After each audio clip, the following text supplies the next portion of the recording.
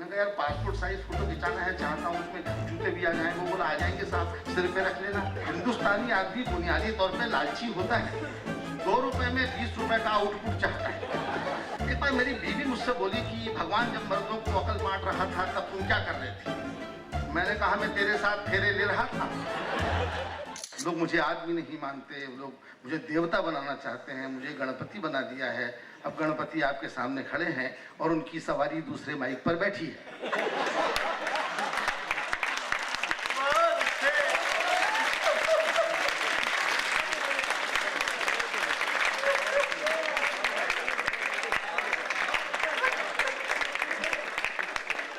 और ये तो गणपति का, ये तो गणेश जी के एहसान मानो कि सवारी पे नहीं बैठे हैं।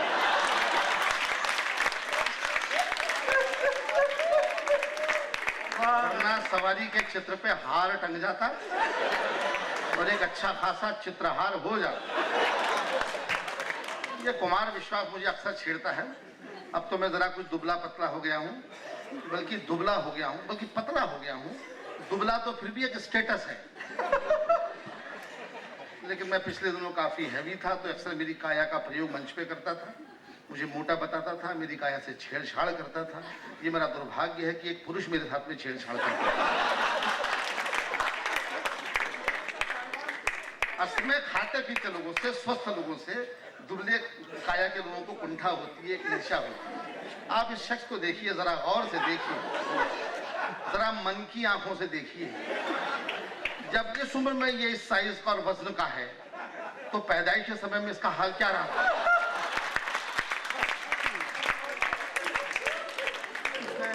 अभी भी इसका वजन केवल 21.5 किलो है। मैं तो पैदा ही 2.5 किलो का हुआ था।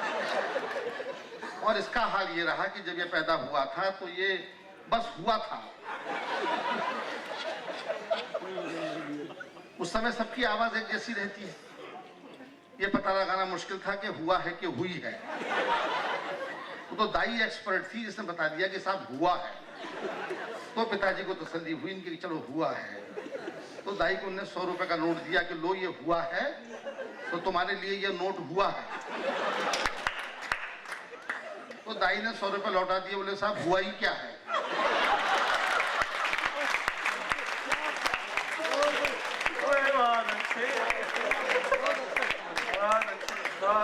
ये लोग विदेशों में इसलिए जाते हैं और मैं इसलिए नहीं जाता हूं कि मुझे लोग हिंदुस्तान में ठीक से सुन लेते हैं।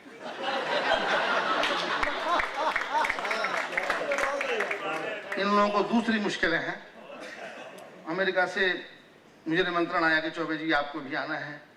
तो मैं गया, अपने फोटोग्राफर में आपकी फोटो देख के याद है, कैमरा देख के याद है, क्या तो सुना देता हूँ कि मेरे क्या क्या मुसीबतें मेरे साथ में है। मैं अपने लोकल फोटोग्राफर के पास में पहुंचा, मैंने कहा यार पासपोर्ट साइज फोटो खिंचाना है। इसमें क्या खतरे की बात, लेकिन मेरी इमेज ही खराब है। सब मुझे देख के हंसते हैं, मेरी संजीदगी की कोई पहचान नहीं। तो मैंने उससे कहा यार पासपोर्ट साइज फोटो खिंचाना है, चाहता हूं उसमें जूते भी आ जाएंगे। हिंदुस्तानी आदमी बुनियादी तौर पे लालची होता है, 2 रुपए में 20 रुपए का आउटपुट चाहता है।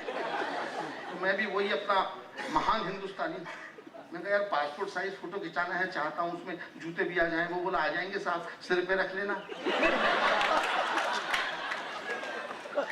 ये मजाक मेरे साथ में इसलिए होते हैं क्योंकि मैं हास्य रसा कवि हूँ। मुनव्वर राणा साहब बड़े भाई हैं हमारे, बहुत अच्छे हमारे बड़े भाई हैं, दोस्त भी हैं। तो लेकिन वो भी मुझसे मजाक कर लेते हैं, खुद बड़े संजीदा शायर हैं, पर मुझको देखते उनको फुलझड़िया से छूटने लगती है। वो तक मजाक कर लेते हैं मेरे साथ में। पिछले दिनों अमेरिका से लौटे मुनव्वर भाई, तो मैंने कहा साहब मैं भी अमेरिका जाने की सोच रहा हूँ, कितना पैसा लग जाएगा? बोले एक भी नहीं, क्योंकि सोचने का क्या पैसा।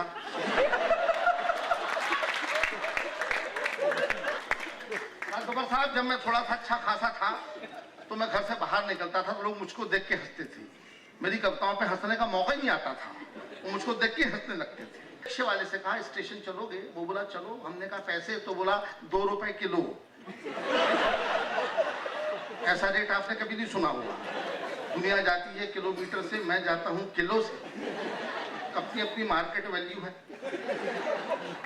हमने रिक्शे वाले से कहा स्टेशन चलोगे, वो बोला चलो। हमने कहा पैसे, तो बोला 2 रुपए किलो। हमने कहा क्या बोलता है, सवारी को बिठाता है कि तोलता है?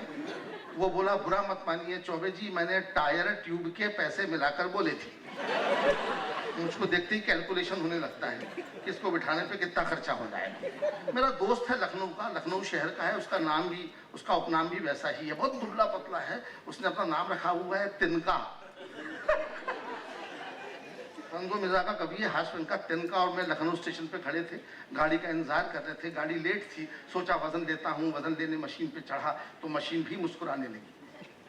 हम वजन तोलने की मशीन पर चढ़े, टिकट देखा तो आसमान से नीचे गिर पड़े। लिखा हुआ था सूचनाएं गौर से पढ़ें, एक साथ 4 लोग न चढ़ें।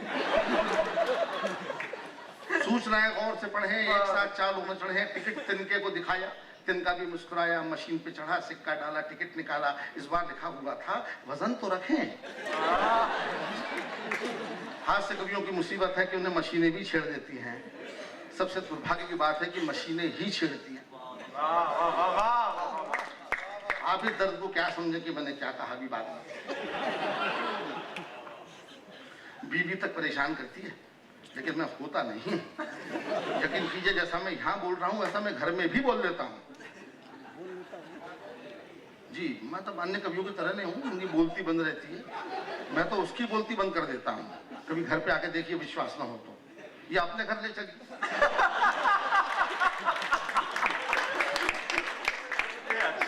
मैं तो सब जगह बोल लेता हूँ।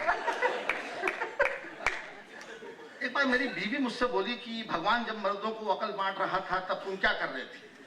मैंने कहा मैं तेरे साथ फेरे ले रहा था। उसमें सारी अकल विश्वास को मिल गई, क्योंकि वो ठीक पीछे खड़ा था। तो मैं घबराता नहीं हूँ, बात निकाल लेता हूँ। एक बार मेरी बीवी बोली कि मुझे अपना ब्लड ग्रुप चेक कराना है। डॉक्टर के पास में गई, डॉक्टर मेरा दोस्त है, फोन किया, बोले चौबे जी मुबारक हो, जो ब्लड ग्रुप आपका है वही आपकी बीवी का है। मैं कहा वो तो होता ही, 20 साल से मेरा खून पी रही है। ब्लड ग्रुप तो मेरा ही होता, तेरा होता क्या भाई? ये चुनौतियां आती मेरे साथ में, लेकिन मैं कलेजे वाला हूँ और हंसा लेता हूँ, लोगों को कर लेता हूँ, और क्या करूँ। लेकिन कभी दांव उल्टा पड़ जाता है। औरतें भी तो बुद्धिमान होती हैं।